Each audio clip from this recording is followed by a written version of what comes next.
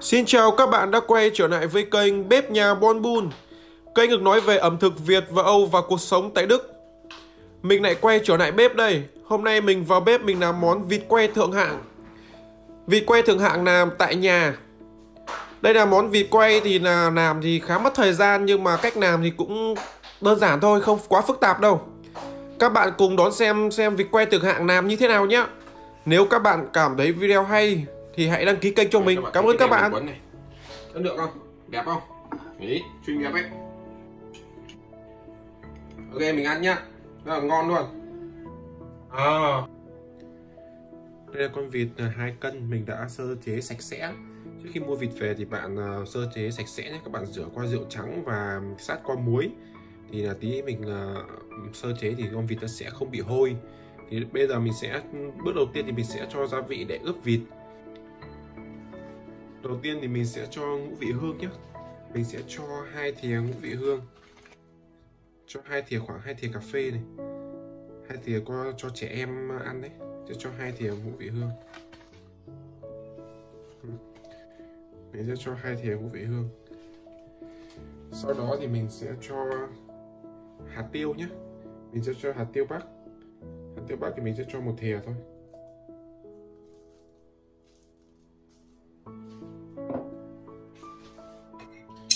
Tiếp theo thì mình sẽ cho dầu hào nhé.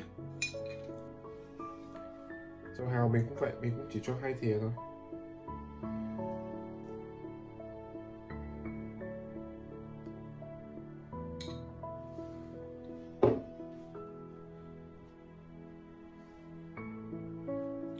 Tiếp theo thì mình sẽ cho nước sốt dô dở để vừa ăn sống và vừa có thể ướp gia vị nhé.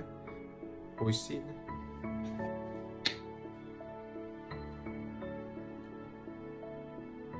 Mình cũng cho 2 thìa.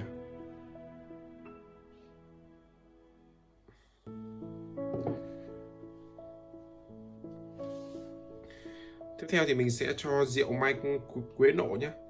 Rượu mai quế nộ. Rượu mai quế nộ này thì để chuyên dụng để ướp những đồ nướng này. Mình sẽ cho 3 thìa rượu mai quế nộ nhé.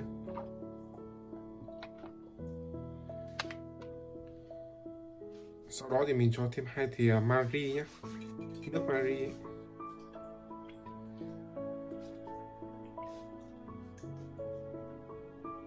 Bây giờ sẽ thìa nhỏ cho mình. Rồi bước cuối cùng thì mình cho 2 thìa đường nhé. Mình cho 2 thìa đường.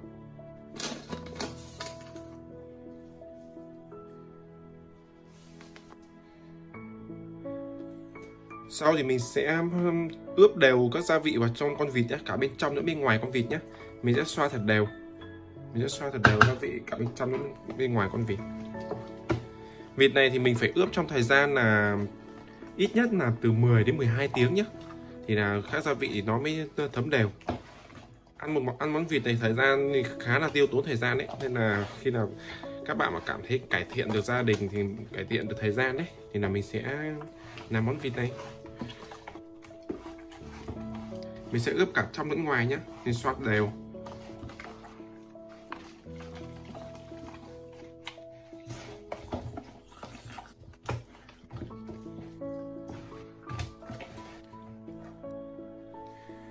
Khi mình mà đã trộn đều và ướp đều đấy thì mình sẽ bọc ni lông nhé.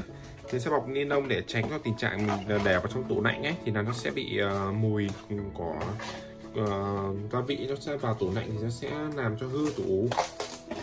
Sẽ bọc vào mình sẽ phải ướp trong vòng ít nhất là từ 10 đến 12 tiếng nha các bạn nhé. Mình ướp càng lâu thì thời gian càng ngon. Mình làm này mình cứ xác định là mình làm ngày hôm nay thì ngày mai mình sẽ ăn. Chứ mình cũng không xác định là mình làm để mình làm mà mình đợi đến giờ ăn thì khá là lâu đấy. Sau đó thì các bạn chuẩn bị những gia vị cho mình như sau. Đầu tiên là các bạn chuẩn bị là từ 5 đến 10 cây nấm hương như này nhé. Cái nấm hương như này. Và mồng nhĩ này. Mồng nhĩ thái sợi hoặc mồng nhĩ bình thường cũng được, không sao cả. Và một nhánh gừng. Một cây quế khô như này. Và 5 hoa hồi thơm. Và một quả thảo quả nhé. Mình không có trần bì, cho nên là mình sử dụng vỏ cam hoặc là vỏ quýt khô nhé. Các bạn không có trần bì có thể sử dụng cái đó. Bước tiếp theo thì mình sẽ làm các bước như sau. Mình sẽ lấy 2 muỗng canh đường vàng nhé, đường cát vàng. Mình sẽ lấy 2 muỗng canh đường cát vàng, 1 muỗng cà phê muối nhé, 2 muỗng canh mật ong nhé, 2 muỗng canh to mật ong.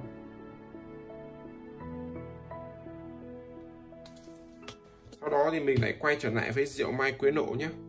Rượu mai quế nộ mình cũng lấy 2 muỗng rượu mai quế nộ. Vì đây là thìa nhỏ thế nên mình sẽ lấy 4 thìa.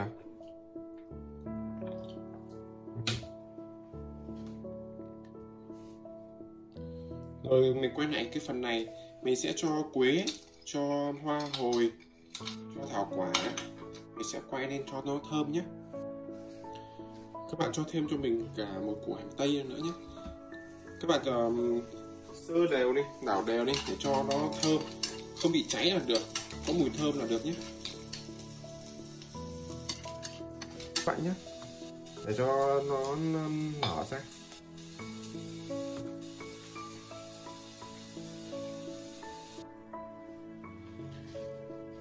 Rồi mình sẽ thái hành hoa ra bạn nhé.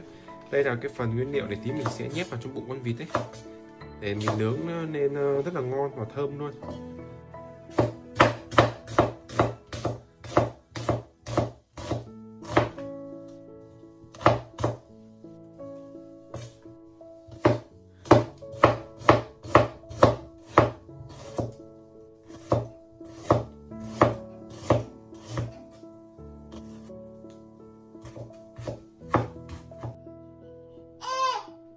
Đợi ba một tí.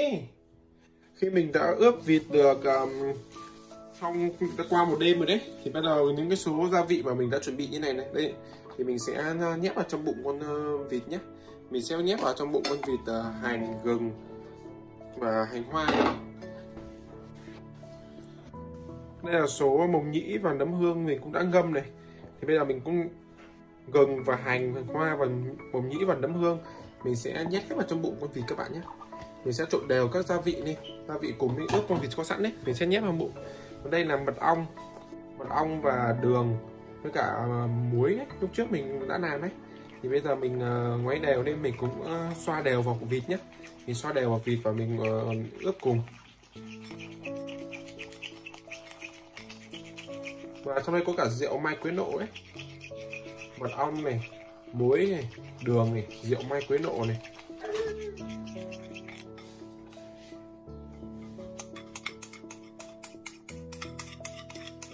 Làm món này thì ăn rất là ngon nhưng mà mất thời gian một chút.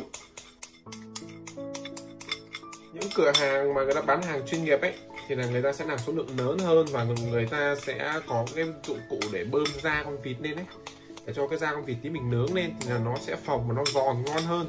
Nhưng đây mình làm cho gia đình mình nên là mình cũng không cần thiết đến những cái công đoạn đấy. Giờ mình sẽ ướp, mình nhét hết vào trong bụng con vịt nhé.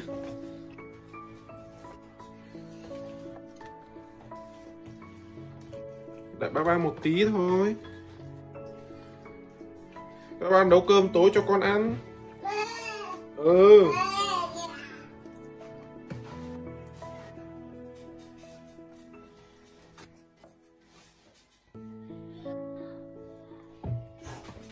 Con vào con chơi với anh Bon nhá. Bún nhá.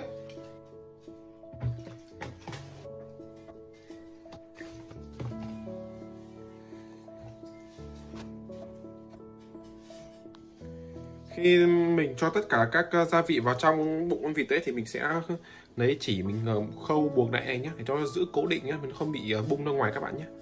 Và bây giờ mình sẽ làm các bước tiếp theo.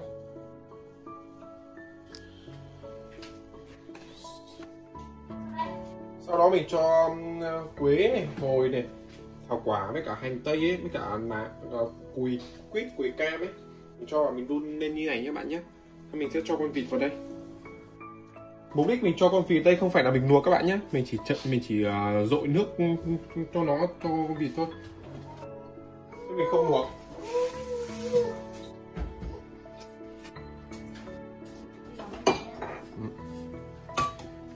Bây giờ mình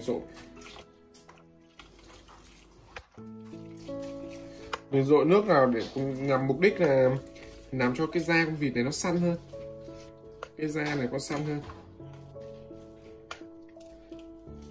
Khi săn hơn nó hiện lên những cái lông măng chưa mọc hết này thì tí chúng ta cũng sẽ có thể nhổ nó đi. Do dội nước vào là cái da con vịt nó săn hơn rất nhiều này, nó săn hơn thì tí mình cho vào lò mình nướng ấy thì là nó sẽ ngon hơn rất nhiều. Và cái nước hồi quế và thảo quả với cả hành tây này cũng có chức năng làm cho con vịt nó thơm hơn, tăng hương vị của con vịt hơn.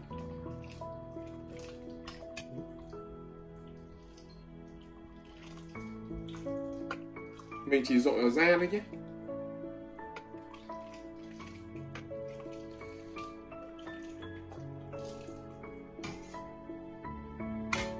Con vịt này thì mình đã ướp được qua một đêm rồi, 10 đến 12 tiếng rồi. Gia vị thì ngấm khá kỹ vào trong từng thớ thịt của con vịt rồi. Các bạn cứ dội cho sao khi cái da con thịt này, các bạn nhìn da con vịt nó thay đổi hoàn toàn này, nó săn rồi này. Đấy. Khi các bạn dội nước qua cho con vịt này rồi đấy thì các bạn sau đó thì mình sẽ treo con vịt lên nhé. Mình treo con vịt lên, mình để cho con vịt nó khô. Mình treo lên con vịt càng khô thì tí mình nướng ấy thì con vịt ăn lại nó càng ngon, cái da của nó sẽ giòn hơn. Bây giờ mình sẽ treo con vịt lên cho các bạn xem nhé.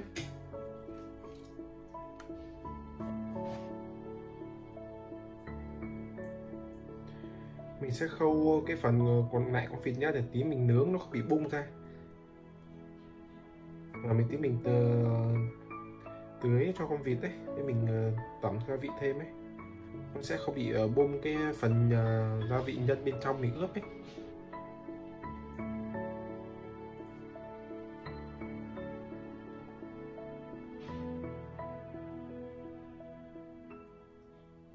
Đây mình đã khâu xong rồi đấy các bạn này, nhìn đây rất là đẹp luôn. Đó, khi mình đã dội qua nước nóng lúc trước rồi ấy, thì bây giờ mình đã treo con vịt lên. Bây giờ mình sẽ nhổ những cái lông còn lại mà nó còn sót trên người con vịt đấy. Bây giờ mình sẽ nhổ. Các bạn xem này, con vịt mình đây là phần cái cổ của nó nhé, mình đã khâu vào này. Đấy, mình khâu rất đấy. Mình khâu để cho bên trong bụng con vịt này là mộc nhĩ, nấm hương này, hành này, gừng này, những gia vị lúc trước các bạn đã xem ấy. Dưới đây mình cũng khâu, ở dưới bụng mà phần dưới mình cũng khâu này. Đấy. Bây giờ mình sẽ nhổ những cái lông này. Khi mình dội nước nóng này thì những cái lông này nó hiện lên này. Đó, các bạn nhìn này, những cái lông nó hiện lên này. Đó, và cái da này nó săn rồi này. Các bạn treo nó khô càng tốt nhé, càng khô tí mình nướng ấy nó sẽ cái da này nó sẽ nở ra mà nó giòn. Đây là mình ở nhà, mình không có máy như ở cửa hàng ấy, người ta chuyên nghiệp hơn đấy, là người ta có máy, người ta bơm phồng cái da này lên để cho tí mình nướng ấy, cái da nó mỏng hơn, nó phồng, nó giòn. Nhưng mình không có thì thôi mình làm cái này. Đó, các bạn nhìn này. Giờ mình sẽ nhổ lông.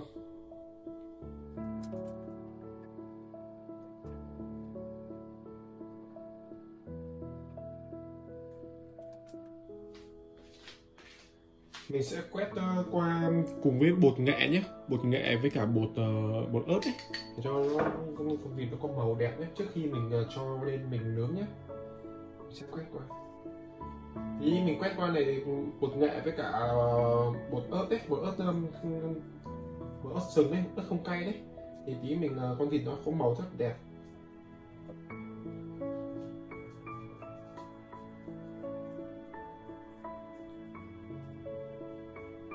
Đấy, các bạn nhìn này, quét đây phát nhìn con vịt rất là màu rất đẹp luôn.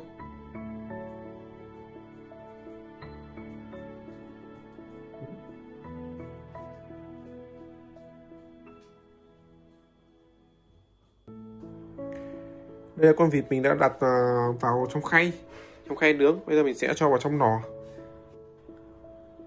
Mình sẽ cho vào trong lò.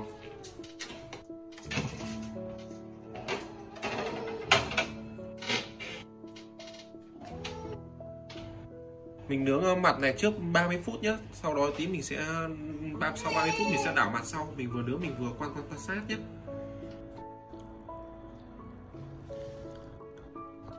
Đấy. Khi mình đã nướng được 20 phút này, các bạn nhìn này, cái da nó đang nổ lên này, cái da nó đang rất là vàng, nó ươm luôn. Các bạn nhìn kỹ này, da rất là vàng ươm luôn, đó, rất là đẹp luôn.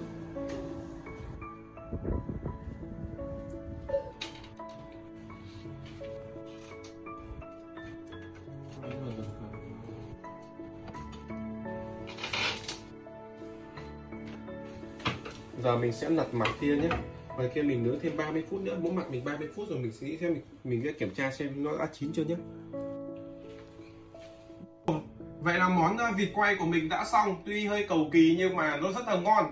Các bạn cùng thưởng thức món vịt quay của mình nhé. Hôm nay mình ăn thì nó hơi đặc biệt một chút. Thì vịt hôm nay mình quay ra rồi mình sẽ cắt theo để cả con mình cắt. Rồi tí mình sẽ cuốn với bánh nem này. Cuốn với bánh nem. Mình chấm, các bạn có thể chấm nước, chấm lên nước sốt đặc để chấm vịt nhé, hoặc là mình chấm với hồi xin ấy. Đó. Rồi các bạn xem mình ăn như thế nào nhé. Rồi.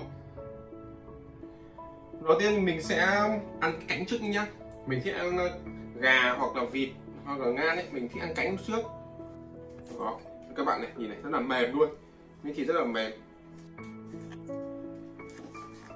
Đó. Đó.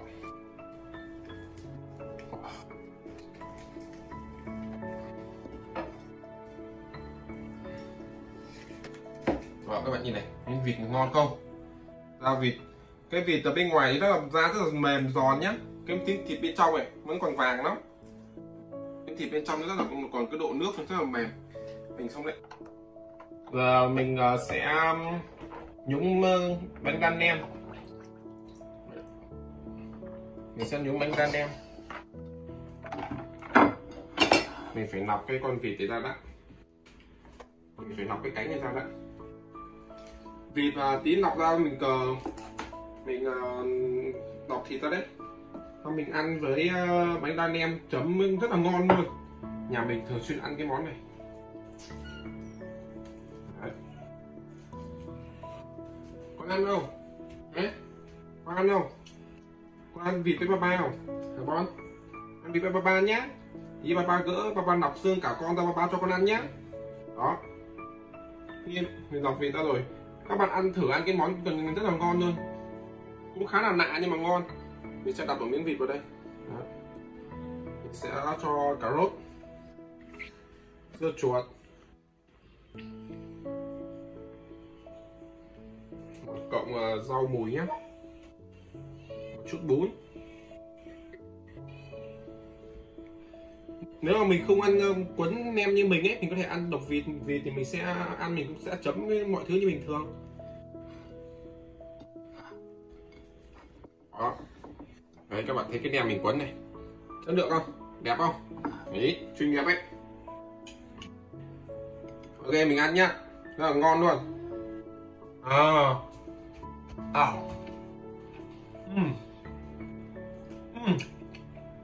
Rất là ngon luôn, rất là ngon.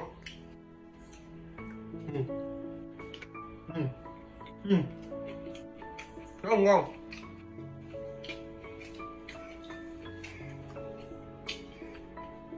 Món này nhá, các bạn ăn đảm bảo rất là tốn mồi luôn. Chồng các bạn đọc bảo khen. Rất là ngon. Ngon. Quên mất mình chưa mở bia.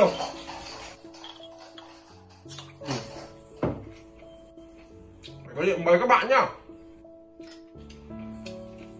Chúc các bạn ăn ngon miệng cùng với mình. Và nếu mà con làm ấy thì là quay lên cho mình chia sẻ cùng anh em mọi người chia sẻ biết nhá. Con ăn xong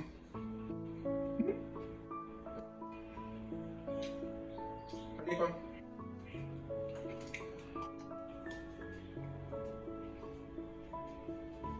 Wow. Bia rất là ngon các bạn ạ. Để cho làm miếng nữa.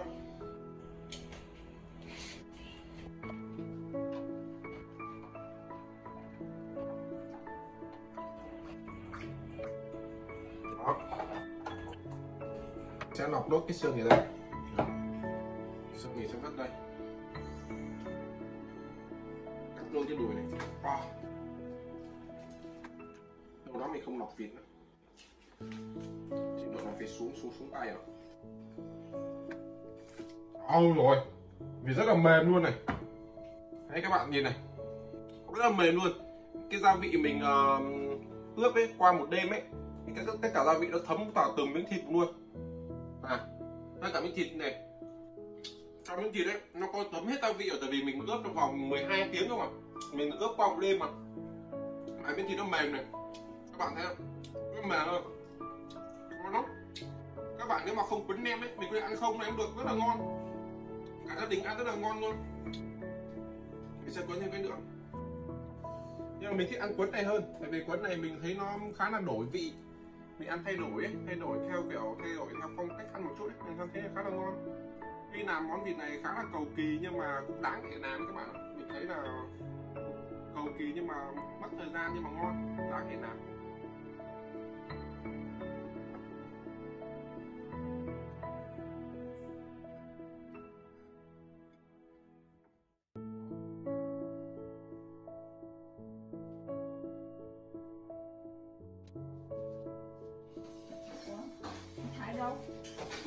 Tại nó thấy nó đi chơi rồi. Đó, các bạn nhìn này, cái nhân lúc trước mình đã cho bên trong con vịt này, mồng nhĩ này, nấm hương này, hành này và gừng này, mọi thứ nó hòa quyện vào con vịt. Bây giờ ăn miếng thịt ấy nó có tất cả mùi vị của các gia vị đó luôn, rất là mềm. Đây là miếng thăn của vịt này, mình sẽ thái các bạn xem, rất là ngon luôn. Đó, nhìn này, rất là mềm. Đó, cái này khi mình cuốn thì tuyệt vời luôn. Đó.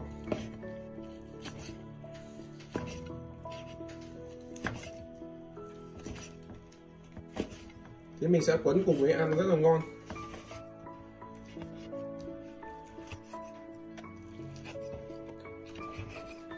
Vậy là món vịt quay thượng hạng mình đã làm xong. Nếu các bạn cảm thấy video hay và món vịt ngon thì hãy đăng ký kênh cho mình nhé. Cảm ơn các bạn nhiều.